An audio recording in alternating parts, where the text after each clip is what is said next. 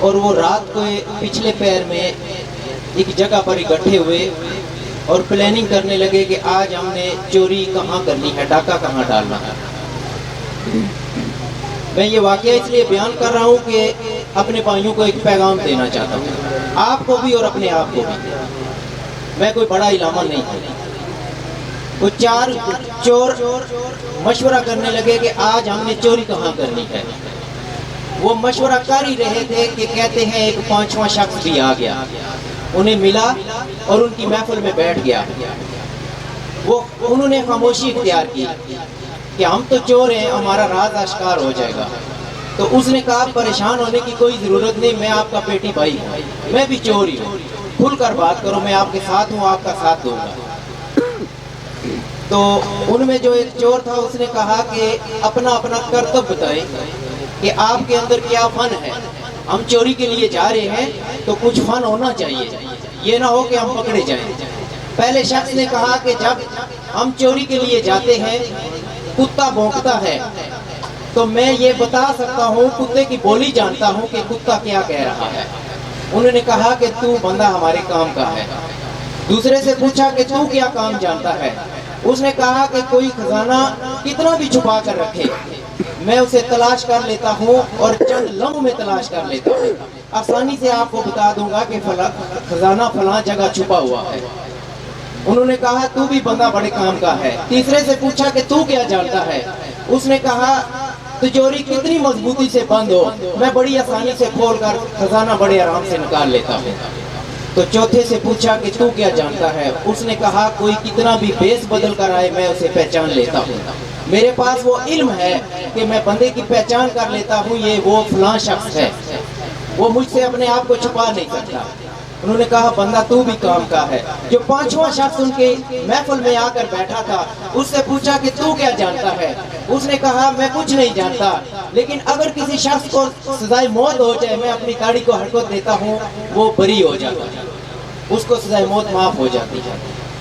انہوں نے کہا بندے 5 کام کے ہیں، چلو نکلتے ہیں، آج ڈاکہ کہاں ڈالنا ہے؟ کہنے لگے کہ بادشاہ کے گھر ڈاکہ ڈالنا ہے۔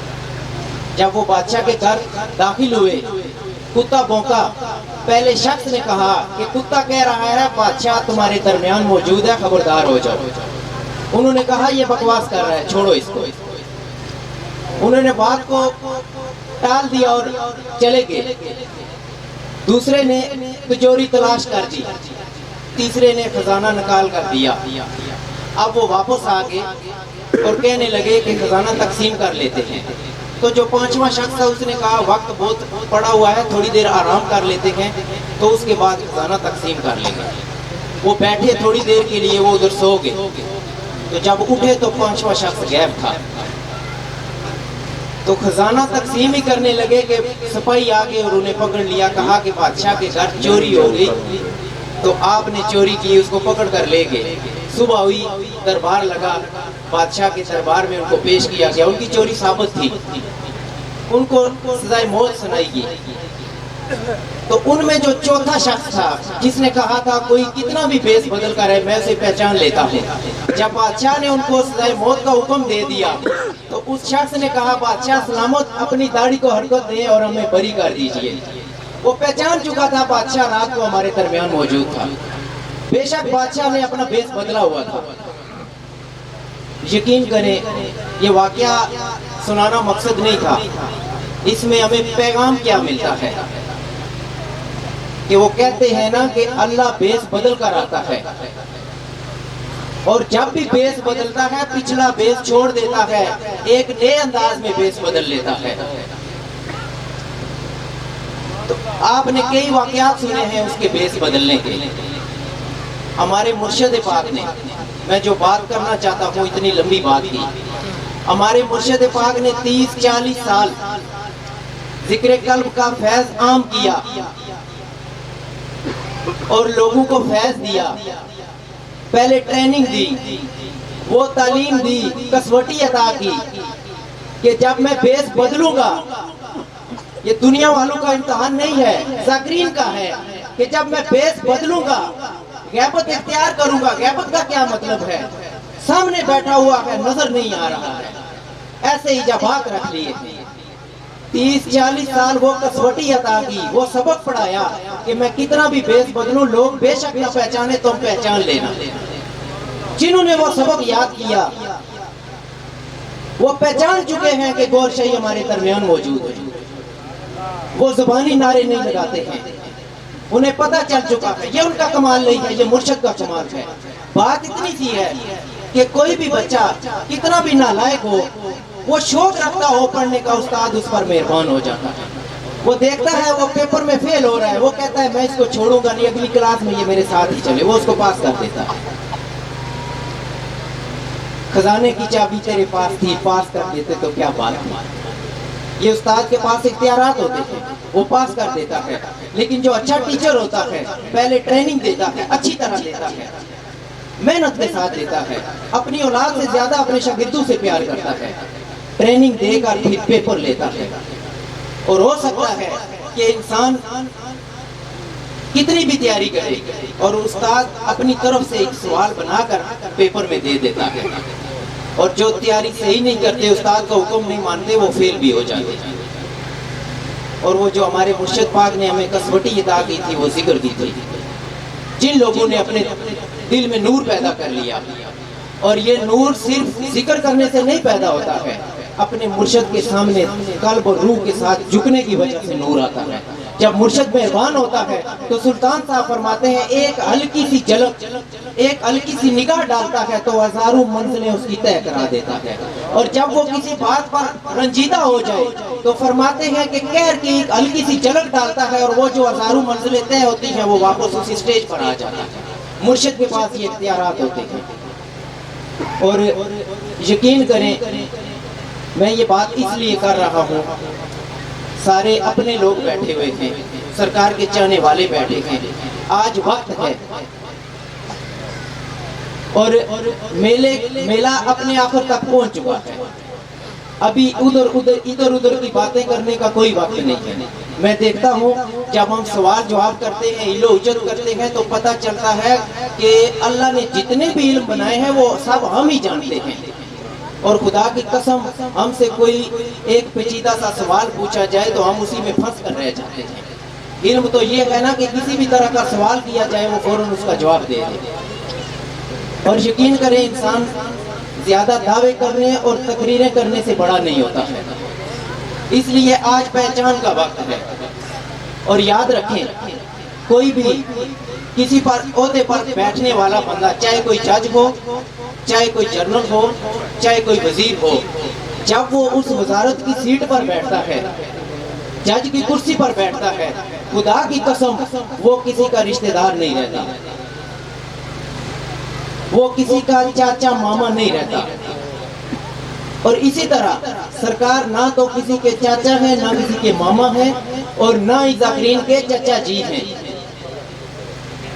जब किसी भी सरकार मुर्शिद पाक फरमाते हैं कि जब एक आम शख्स की, एक मुरीद की, मुर्शिद किसी भी चीज की ड्यूटी लगाता है, अगर वो इखलास के साथ, ड्यूटी छोटी हो या बड़ी हो, इससे कोई फर्क नहीं पड़ता।